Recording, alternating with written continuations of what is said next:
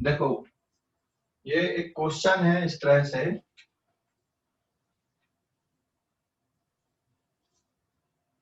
एक पर्सन किसी पॉइंट से स्टार्ट करता है, ठीक है।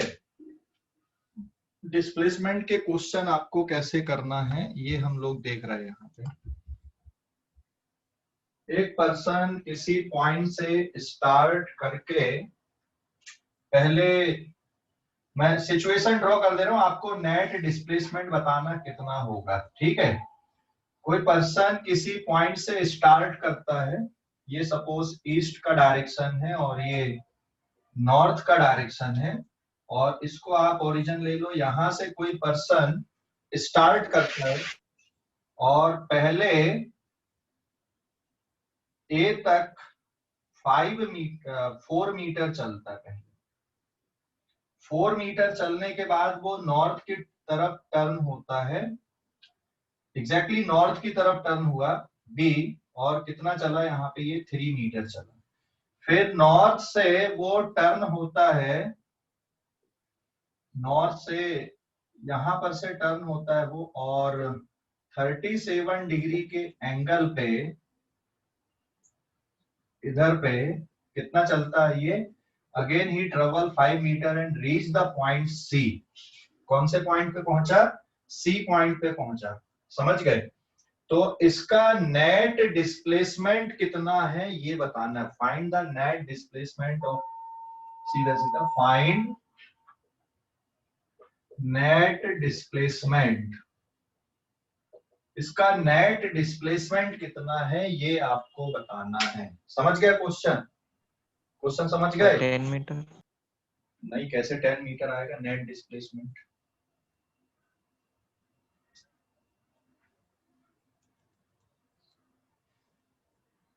दिख रहा होगा 10 मीटर तो दिख रहा है, वैसे वहां पे डायग्राम से ही दिख रहा है, लेकिन सॉल्व कैसे करना है वो एक मेथड देखो। ये तो डेटा इस तरह का था हमारा कि हम सीधे सीधे देख पा रहे हैं, ये है ना। बट अगर मान लो डेटा इस तरह का नहीं रहता कि ओ से ए तक 4 की जगह कुछ और रहता, ए से बी तक कुछ और रहता, ठीक है। चलो मैं डेटा को थोड़ा चेंज कर देता हूँ। इसको मैंने कितना कर दिया यहाँ पे, दिस इज 10 मीटर। इसको कर दिया मैंने यहाँ पे 5 metre and this is also 5 metre. अब कैसे करोगे, ठीक है। अब डायरेक्ट 10 नहीं होगा ये, समझ गए। हाँ, अभी इसको कैसे सॉल्व करना है या इस तरह की प्रॉब्लम को कैसे हैंडल करना है। 10 + 5√2। 10 प्लस 5√2।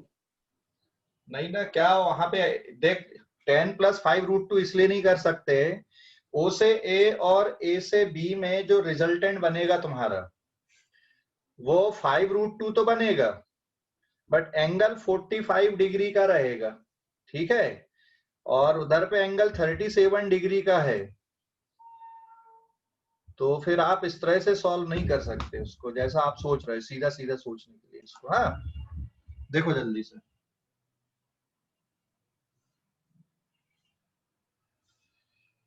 आप इसको एक्स एक्सिस मान लो, मान सकते हो। इसको वाई एक्सिस मान लो। अरे हाँ या ना, एक को एक्स एक्सिस मान लो, एक को वाई एक्सिस मान लो। हेलो, एक को एक्स, एक को वाई हाँ एक्सिस। सर। और उसके बाद में अब आप इसको ब्रेक करो यहाँ पे, तो इसका ये कंपोनेंट आएगा, दिस इज cos 37। इसको तोड़ दो इधर पे, और एक कंपोनेंट इसका ये इधर बन जाएगा, दैट इज tan sin 37।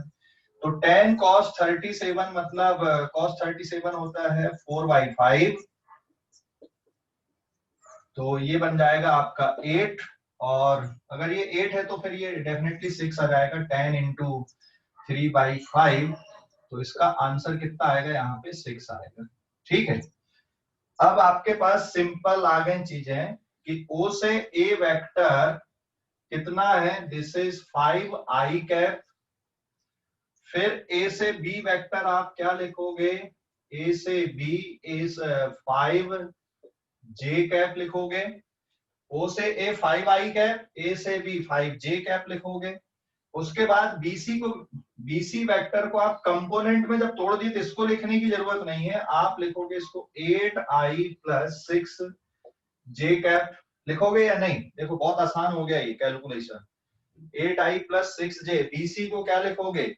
या तो 8i प्लस 6g लिखोगे या फिर 10 metre 37 degree from east to north, या फिर from x axis in anti clockwise sense towards y axis, ऐसा लिखोगे। तो अगर आप ये लिख रहे हो तो फिर आप इसको ऐड करने में बहुत मुश्किल, लेकिन अगर आप आई कैप और जे कैप के फॉर्म पे लिख रहे हो तो फिर ये इनका एडिशन बहुत आसान हो जाता है। तो आपको या तो ये लिखना या फिर इस तरह से लिखना है। तो हमने जब वेक्टर को कंपोनेंट में तोड़ दिया, ठीक है, कंपोनेंट में तोड़ने के बाद में फिर आपको ये लिखने की जरूरत नहीं होती है, उसको भूल जाओ। फिर आप उसके कंपोनेंट ध्यान रखो, क्योंकि 8i cap plus 6j cap का मतलब भी यही है यहाँ पर। ठीक है, ठीक है ना? अरे समझ गए? तो देयरफॉर बीसी वेक्टर, अब हमारे पास रिजल्टेंट चाहिए, हमको सभी का सम चाहिए, तो तीनों को ऐड कर दो, O A plus A B plus B C is equals to, देखो यहाँ पे ए और ए सुपर इम्पोज होगा, इसका रिजल्टेंट बनेगा ओ बी, फिर in O B plus B C का रिजल्टेंट यहां से ये सुपर इम्पोज होके पूरा फाइनल रिजल्टेंट कौन सा वेक्टर बनेगा? ओसी। ओसी मतलब ओ से लेके फाइनल सी पॉइंट तक। So OC vector is the net displacement vector here. OC is the net displacement. तो OC net displacement है, मतलब आपने तीनों को ऐड कर दिया। This is 5i plus 5j plus 8i plus 6j and the resultant is 13i cap plus 11j cap। इसका magnitude निकाल दो, मैग्नीट्यूड आएगा 13 का स्क्वायर प्लस 11 का square 169 plus 121 and this is under root कितना आएगा? 290। ठीक है, अरे समझ गए? समझ गए या नहीं? अंडर रूट 290 समझ गए? समझ गए बेटा? हाँ सर। Yes sir. अभी लेकिन आपको final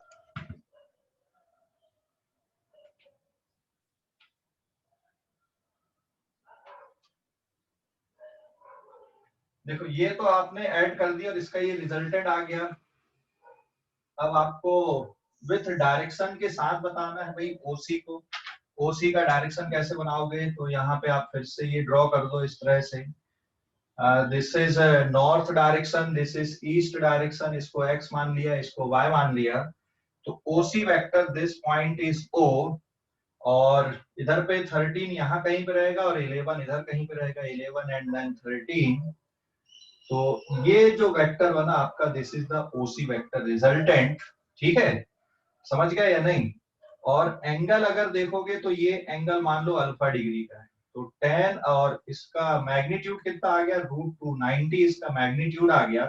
so 10 alpha is perpendicular upon this, so alpha is equals to 10 inverse 11/13। तो क्या बोलोगे? जो रिजल्टेंट है, resultant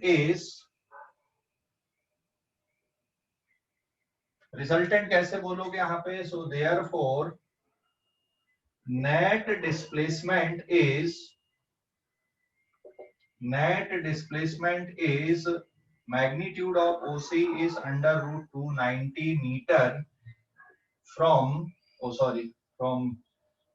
and this is alpha equals to 10 inverse 11/13 from east to north। East से नॉर्थ की तरफ इतने डिग्री का एंगल बन रहा है। यहाँ पे परफेक्ट एंगल हमें नहीं पता, इसलिए हम उसको छोड़ दे रहे हैं, ऐसे ही छोड़ दोगे, ऐसे ही लिखोगे उसको। ठीक है, परफेक्ट एंगल नहीं पता है इसलिए आप उसको ऐसा ही छोड़ दोगे। ठीक है ना? अरे समझ गए? परफेक्ट एंगल नहीं पता है इसलिए इसको ऐसे ही छोड़ दोगे। समझ गए कि नहीं? हाँ सर। अब अगला क्वेश्चन देखो। हाँ,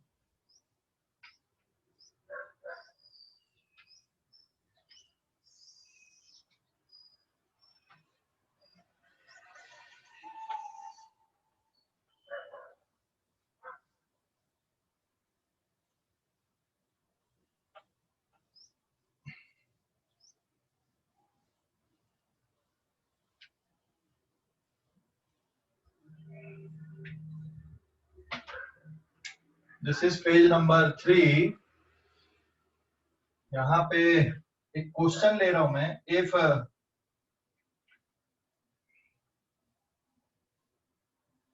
this is v1 vector, v1 is equals to 10 metre per second, O से लेकर A की तरफ है, और ये एक वेक्टर है और यहाँ पर एंगल अभी 60 डिग्री का आपको दिख रहा है। This is v2 vector, v2 vector is 6 metre per second. समझ गए? ये O और ये B। आपको क्या निकालना है यहाँ पे? फाइंड वेक्टर v12 आपको निकालना है, that is v1 minus v2। ये आपको फाइंड आउट करना है। समझ गए क्वेश्चन? v12 आपको निकालना है, v1 माइनस v2। कैसे करोगे?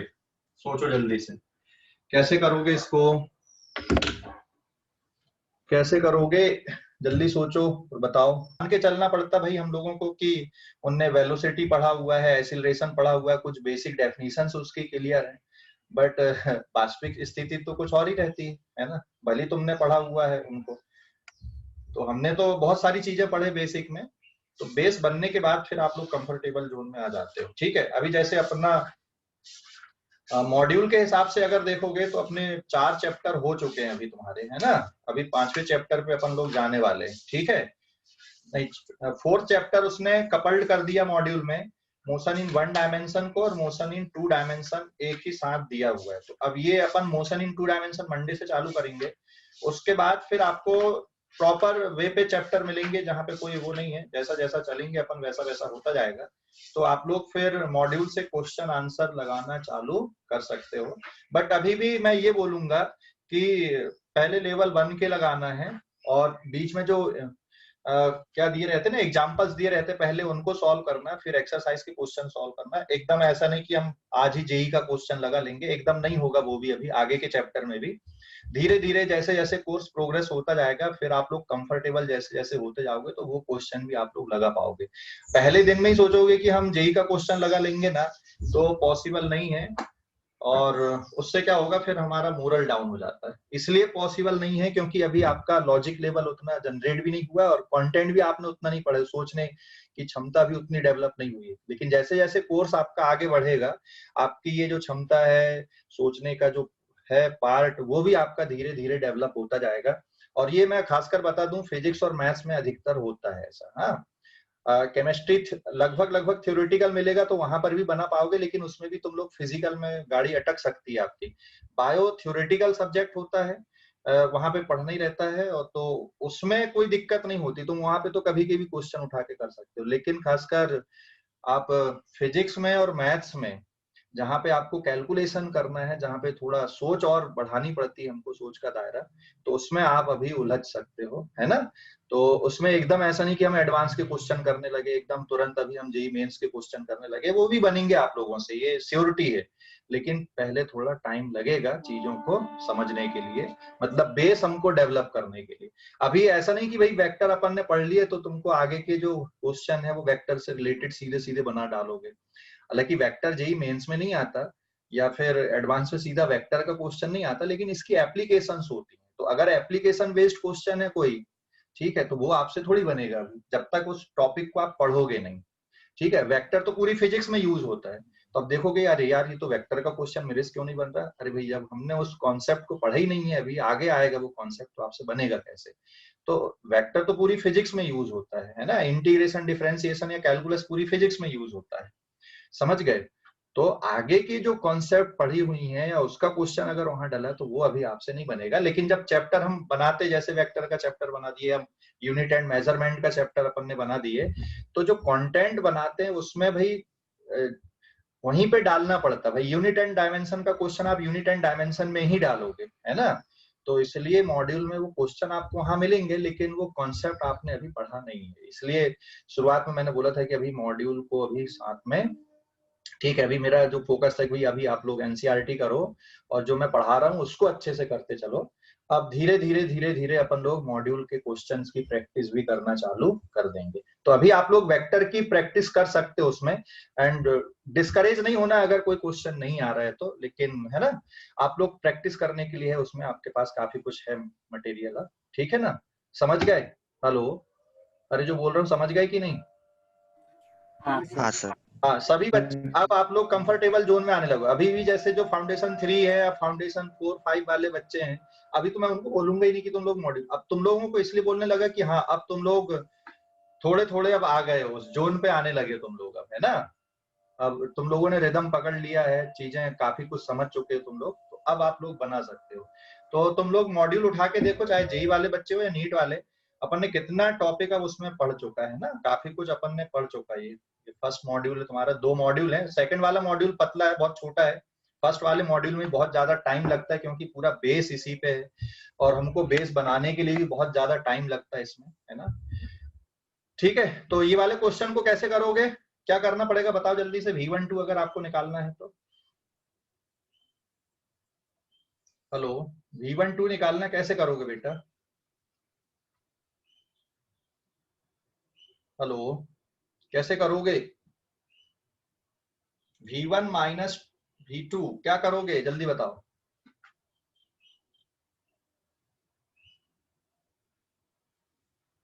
इसमें आपको V2 को उल्टा करना है। This is minus V2 vector.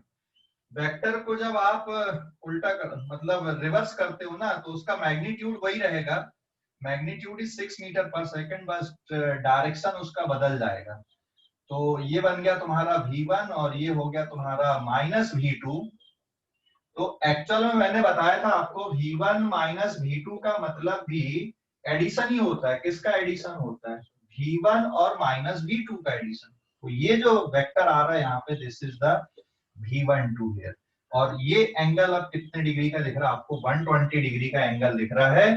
तो V12 का जो मैग्नीट्यूड है, this is given by under root magnitude of V1 square plus magnitude of V2 square plus 2 times magnitude of V1 and magnitude of minus V2 into cos theta. अभी आप value put करो, V1 का magnitude कितना है? 10 का square, V2 का, और magnitude कभी भी ना नेगेटिव नहीं होता है, ध्यान रखना। Magnitude is never negative, it is 6 metre per second magnitude of V2 या माइनस V2। तो ये 6 का square plus 2 into 10 into 6 into, अब एंगल कितने का लेना आपको? 120 डिग्री का एंगल लेना है, क्योंकि V1 और माइनस V2 के बीच में कितने का एंगल है? 120 का एंगल है। ठीक है, इसको सॉल्व कर दो। इसको सॉल्व कर दोगे तो आंसर आएगा this is 100 plus 36 plus 2 into 60 into minus 1/2, 2 से 2 हो गया कैंसिल। तो सॉल्व करने पे ये माइनस 60 मतलब 40, रूट 76 बचा ये। ठीक है, रूट 70, और ये मीटर पर सेकंड पे है तो ये मीटर पर। हाँ बोलो, बोलो, कुछ बोल रहे? हेलो, अरे कुछ बोल रहे थे क्या? तो ये रूट 76 आ गया, और यहां से आप एंगल निकाल दो अल्फा। तो tan अल्फा की वैल्यू मैंने आप लोगों को ट्रिक सिखाया था कि भाई जिसके साथ एंगल बनता है उसको नहीं लिखना है। तो पहले आपको माइनस V2 का मैग्नीट्यूड लेना और साइन 120, फिर V1 प्लस माइनस V2 का मैग्नीट्यूड और कॉस 120, और इसको आप सॉल्व कर दोगे तो आपका आंसर निकल जाएगा। ठीक है, अरे समझ गए? हेलो सर, हाँ ओके बेटा। अब आप लोग इस पेज का स्क्रीनशॉट ले लें, है ना। तो मैंने जो बताया था ना मॉड्यूल के बारे में, आप लोग फॉलो कर सकते हो। आप लोगों के पास मॉड्यूल है, उसमें वेक्टर के क्वेश्चन आप लगाना, लेकिन अभी अब काफी बनेंगे आपसे, और जो क्वेश्चन नहीं बनेंगे तो उसको लेके परेशान भी नहीं होना, ठीक है। मेरे से शेयर कर लिया करो कि सर इसको करना है कि नहीं, तो मैं बता दूंगा कि बेटा अभी नहीं करना है, अभी करना है, ठीक है। मयूर बोलो अभी क्या बोल रहे हैं। सर चैट देखना ना एक बार।